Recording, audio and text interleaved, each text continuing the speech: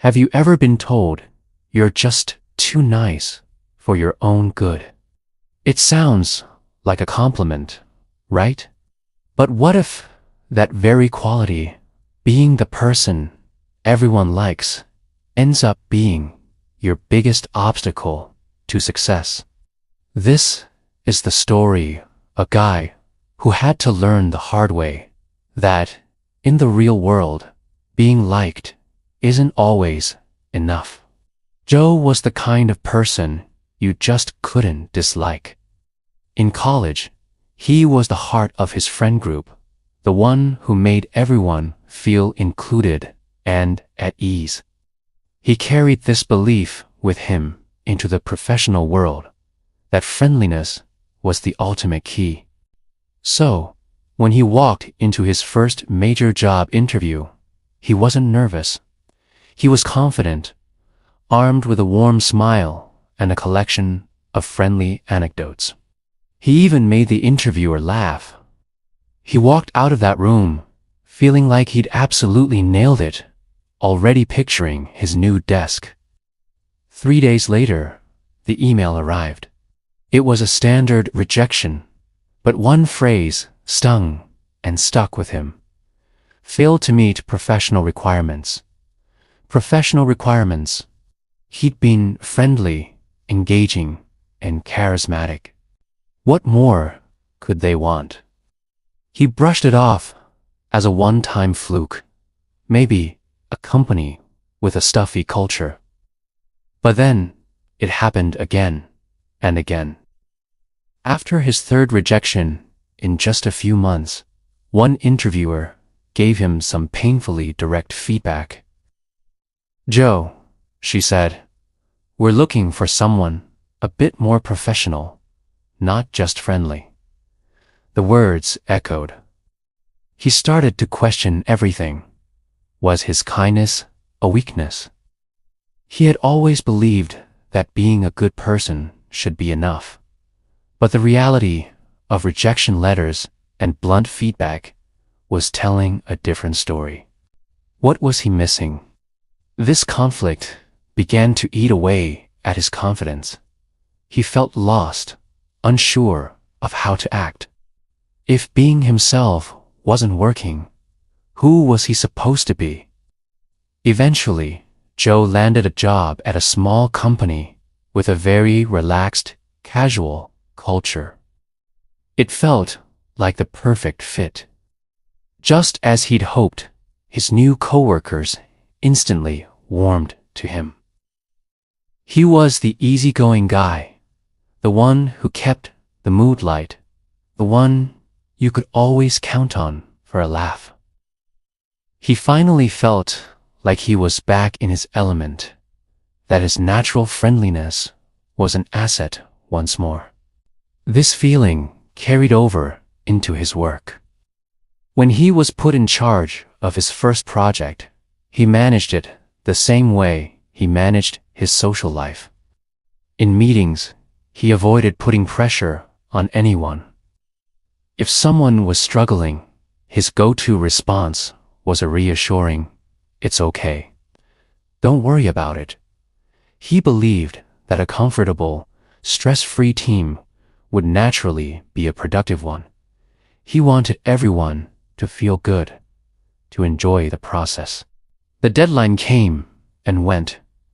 The project was late. Not just a little late, but significantly behind schedule. He had prioritized comfort over accountability, and the results were disastrous. The client was furious, complaining about the constant delays and the inconsistent quality of the work. Soon after, his manager called him into his office for a serious conversation. There was no friendly small talk this time. His manager looked at him calmly and said a sentence that would echo in Joe's head all night long. "Joe, you're liked, but you're not respected. Liked, but not respected." The two words felt like polar opposites. He had spent his entire life trying to be liked, Now, he was being told it was the very thing holding him back. He felt completely torn. How could he become stricter, more demanding, without losing the relationships he had built? He was terrified that if he changed, he would become cold, unapproachable, the kind of boss he never wanted to be. Joe was walking on eggshells, trying to find a balance he couldn't quite grasp. Then a new project landed on his desk. It was a high-stakes, make-or-break opportunity. This was his chance to prove he could be a leader, or to confirm everyone's quiet belief that he was just a nice guy who was uncut out for real responsibility. The pressure was immense. The project was already challenging, but then the client threw a curveball. They demanded major, complex revisions, and they needed them within 72 hours. The room fell silent as Joe read the email aloud to his team. You could feel the collective panic. All eyes turned to him. This was his moment of truth. He could do what he always did: soften the blow, crack a joke, say, "Don't worry, we'll figure it out somehow." Or he could finally draw a line. For the first time in his professional life, in the middle of a tense meeting, Joe stopped smiling. His friendly demeanor vanished, replaced by a focused intensity. He looked at his team and started laying out a plan. He reassigned tasks with clear, non-negotiable deadlines. He set up a communication channel and demanded progress updates every 6 hours. He wasn't asking, he was directing. The change in the room was immediate. Some of his coworkers looked visibly uncomfortable, even resentful. He could feel their silent judgment. Had he just destroyed his image? Had he become the cold, demanding boss he feared? The doubt crept back in, but he pushed it aside. The deadline was all that mattered. That night, he stayed in the office until 2 in the morning, personally fixing critical issues and reviewing every piece of work. When one team member submitted their part late, he didn't say, "It's okay." He looked them in the eye and said, clearly and firmly, "This cannot happen again." The next 2 days were an exhausting blur of intense work and little sleep. But the team, guided by his new, firm direction, pulled together. 3 days later, exhausted but unified, they delivered the revised project on time. A few hours after, an email from the client came in. Joe's heart pounded as he opened it. It was filled with praise, not just for the quality of the work, but for their incredible professionalism and efficiency. Joe stared at that word on the screen. Professional. This time, it didn't sting. It felt earned. It felt like a victory, completely different from just being called friendly. In the days that followed, the office atmosphere shifted. It was quieter, more serious. The easy laughter and casual chats around his desk dwindled. One evening, as he sat alone, finishing up his work, a sense of loneliness washed over him.